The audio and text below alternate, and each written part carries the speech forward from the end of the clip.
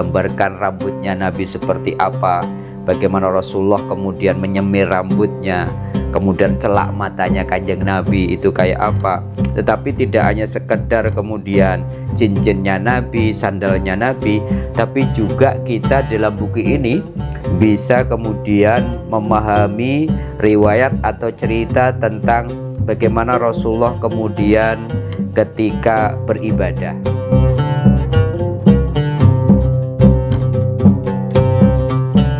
Assalamualaikum warahmatullahi wabarakatuh. Alhamdulillahirabbil alamin. Allahumma sholli ala sayyidina wa maulana Muhammadin wa ala alihi wa ashabi ajmain. Sahabat-sahabatku pemirsa channel Tauhid Cinta, kita memasuki bulan Rabiul Awal. Saya kira bulan yang sangat penting, sangat istimewa bagi umat Islam, karena di bulan inilah manusia terbaik sepanjang zaman, junjungan kita Nabi besar Muhammad SAW dilahirkan ke muka bumi, tepatnya tanggal 12 Rabiul Awal yang kita kenal dengan peringatan Maulidin Nabi. Maka kemudian momentum Rabiul Awal, saya kira peringatan Maulidin Nabi tidak boleh sekedar haflahnya, tidak boleh sekedar peringatannya yang baik-baik saja diperingati di musola, di masjid, di kantor-kantor atau di banyak tempat dengan berbagai macam ekspresi. Tetapi kalau berhenti pada sebagai sebuah peringatan, maka kemudian peringatan Maulid Nabi tidak mendapatkan hikmah yang maksimal. Ada salah satu yang saya kira juga penting ketika kita memasuki bulan Rabiul Awal, bulan kelahiran Kanjeng Nabi, adalah bagaimana kita jadikan momentum untuk mengenal siapa Kanjeng Nabi, siapa Rasulullah. Maka membaca sirah Nabawi menjadi penting di situ.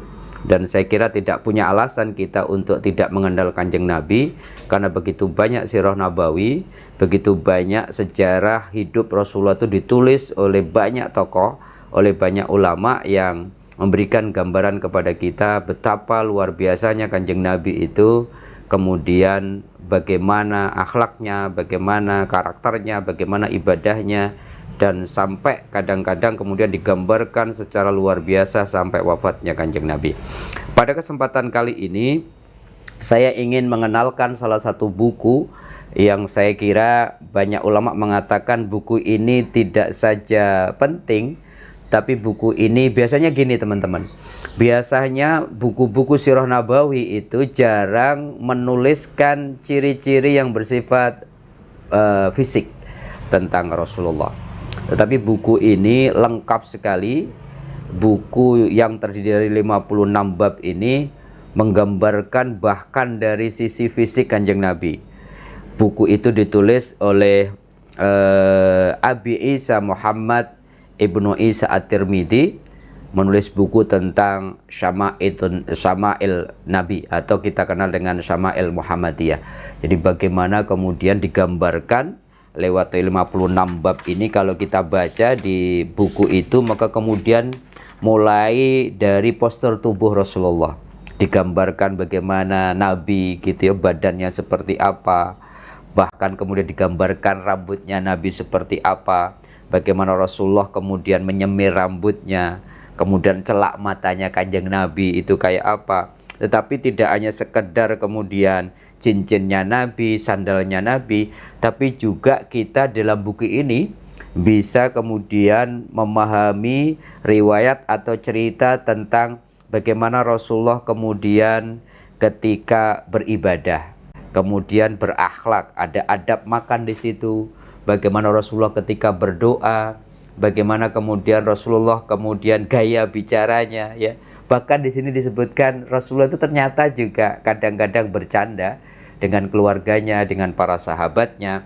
Bahkan bagaimana cara Rasulullah kemudian berdiskusi, itu kan satu etika di dalam berdebat juga dilakukan, digambarkan di dalam buku ini. Bahkan tidur Nabi juga ada sunnahnya, ketekunan ibadah Nabi juga disampaikan dalam buku ini. Jadi ini buku yang saya kira luar biasa, menyangkut tidak hanya ibadah Nabi, tapi fisik Nabi, bagaimana akhlak Nabi, sampai nanti diakhiri di bab ke-54 itu ada bagaimana wafatnya, detik-detik wafatnya Rasulullah. Kemudian kita juga diberikan gambaran wasiat atau apa ya, legacy atau kemudian peninggalan Kanjeng Nabi yang sangat penting buat kita yang kita teruskan. Dan yang menarik di bab terakhir, Rasulullah buku ini mengajarkan kepada kita siapa yang nggak pengen ketemu Rasulullah, bagaimana siapa yang nggak rindu sama Kanjeng Nabi. Di bab 56 itu digambarkan tata cara riyadhah atau apa yang kita bisa kerjakan agar kita bisa bertemu Rasulullah walaupun lewat mimpi. Jadi insya Allah nanti di video-video selanjutnya kita akan membahas bab per bab dari buku Syama'il Muhammadiyah ini. Jadi nantikan teman-teman semua dalam playlist tentang Syama'il Muhammadiyah. Nanti kita akan bersama-sama pelan-pelan secara kemudian awal sampai akhir 56 bab ini kita akan bahas, sehingga di akhir pembahasan tentang playlist Syama'il Muhammadiyah ini, kalau kita dengar Rasulullah Muhammad SAW namanya disebut ketika kita baca bersolat kepada Nabi, itu kita punya gambaran bagaimana Kanjeng Nabi tidak hanya akhlaknya, tapi juga wajahnya seperti apa, rambutnya seperti apa, sehingga kita dibawa ke masa 1400 sekian tahun yang lalu untuk kemudian membersamai atau hidup secara imajinal dengan Rasulullah. Jadi saya kira ini buku yang luar biasa. Kalau sahabat-sahabatku menginginkan nanti bareng-bareng menelaah buku ini, silahkan kemudian memiliki buku ini dan nanti kita bisa membahasnya bersama-sama untuk mengenal Rasulullah secara lebih dekat. Mudah-mudahan pengantar ini punya nilai manfaat, dan insya Allah nanti kita ketemu di video-video selanjutnya untuk mengenal Rasulullah tidak hanya fisik sampai kemudian secara rohaninya. Mudah-mudahan punya nilai manfaat. Wal afu minkum. Assalamualaikum warahmatullahi wabarakatuh.